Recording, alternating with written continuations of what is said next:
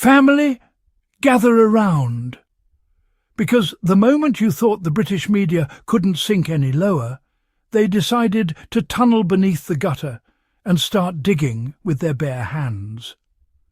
Once again, the obsession with Duchess Meghan has reached a fever pitch, and the same tired, bitter commentators are scrambling, sweating and foaming at the mouth, trying to manufacture a scandal out of thin air.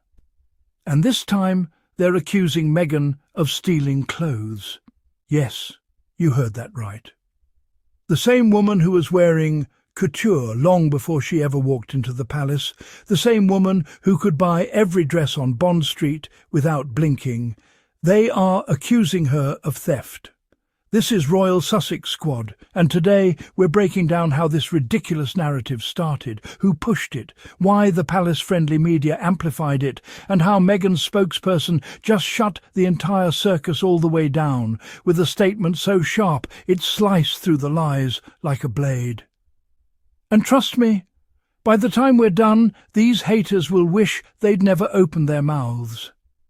Before we jump in, make sure you hit that subscribe button, turn on notifications, and if you love receiving truth, clarity and protection for our Duke and Duchess of Sussex, consider supporting the channel through Super Thanks at the end of the video. Because today, we're going in. The chaos began the moment Meghan's Netflix trailer dropped for With Love, Meghan. Beautiful visuals, warm lighting. Meghan in a soft, festive scene, wearing a green galvan dress, a dress that we, the Sussex Squad, immediately recognised from her 2022 Variety cover shoot. Normal people looked at that dress and thought, wow, she looks gorgeous. The haters looked at it and thought, how can we ruin this? So along came Paula Froelich, eager for clicks, recycling every slanderous smear that the professional Meghan obsessor Tom Bower has ever scribbled. Froelich took those lies, shook them like cheap glitter, and suddenly she was claiming, with a straight face, that Meghan had stolen the dress from the Variety set. Yes.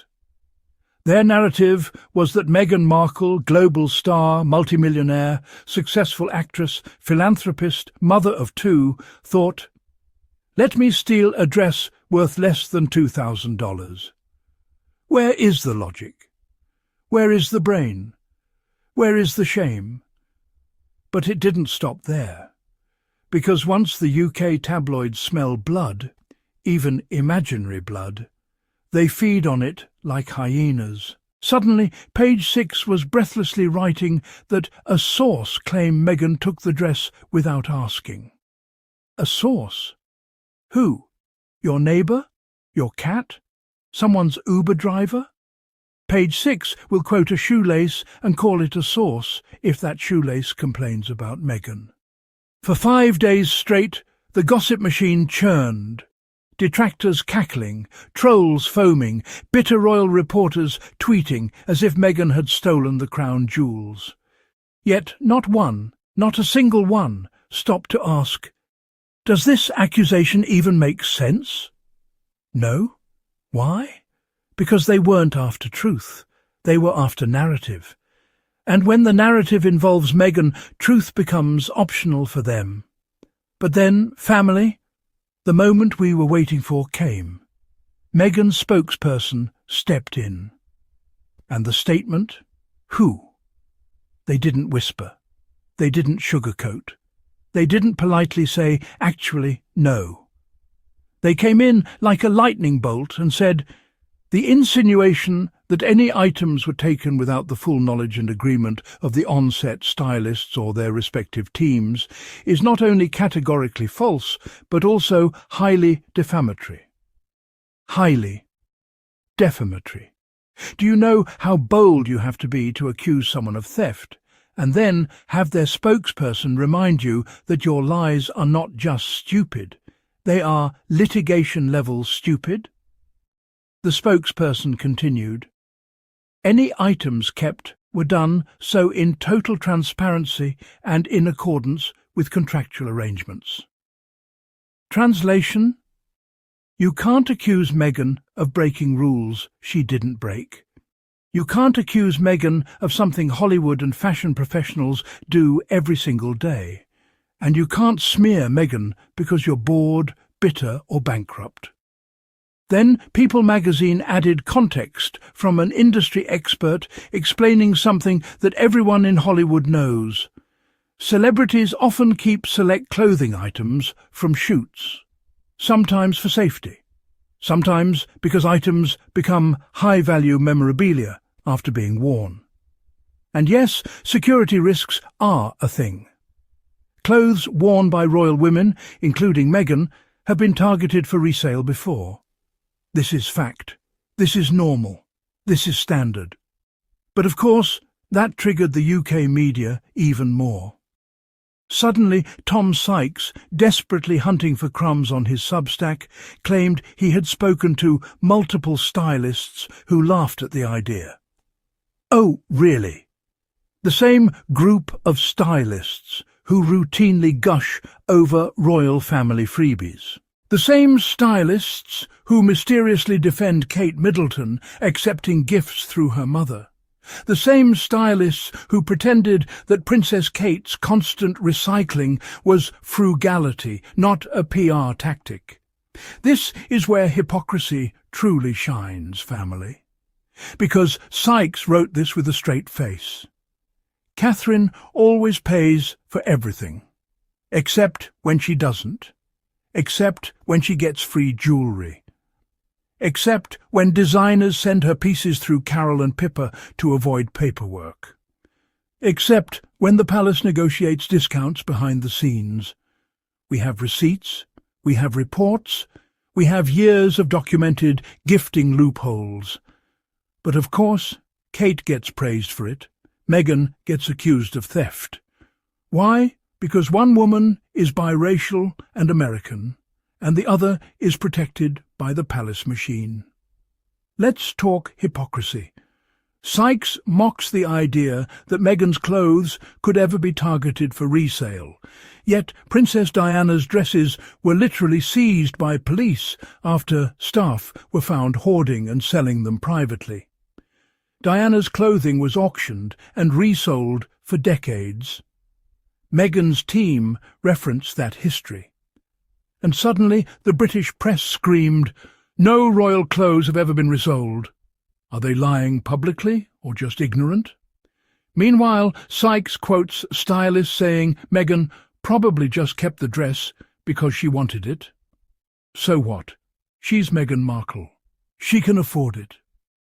The designer agreed. No crime, no scandal, no story. But it's never about a dress.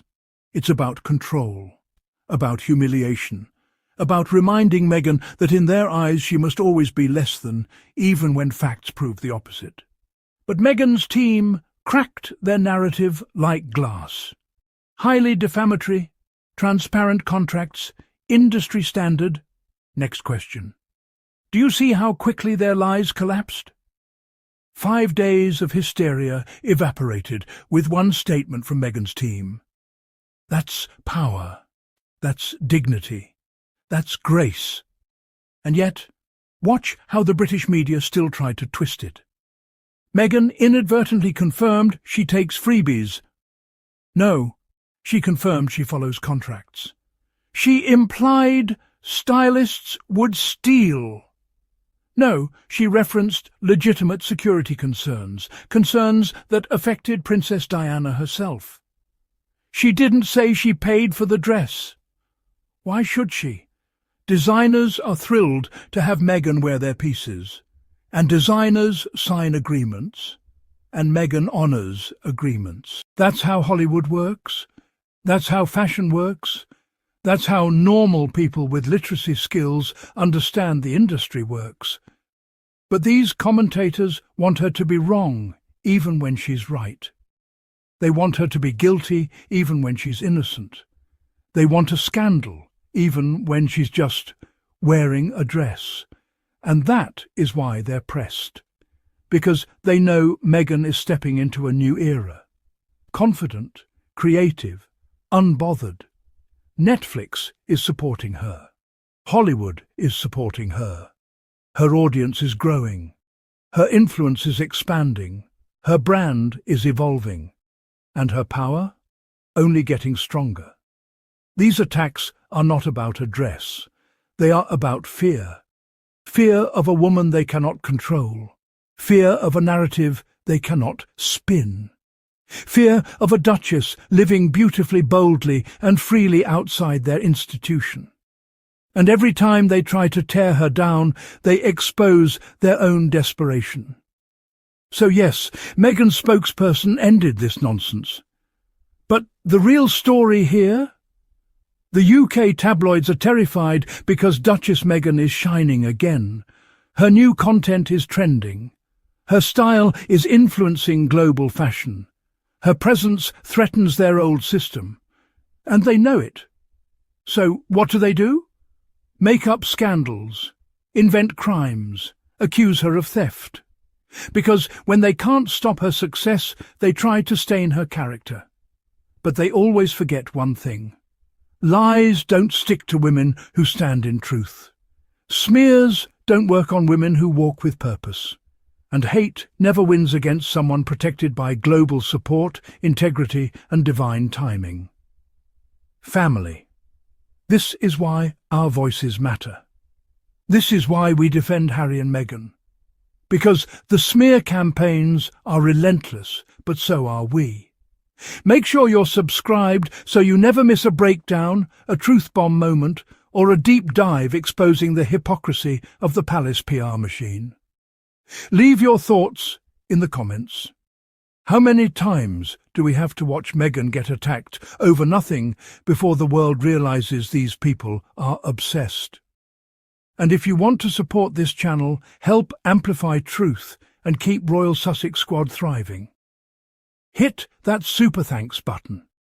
Every contribution helps us bring you more powerful content, more protection for Harry and Meghan, and more truth in a world full of noise.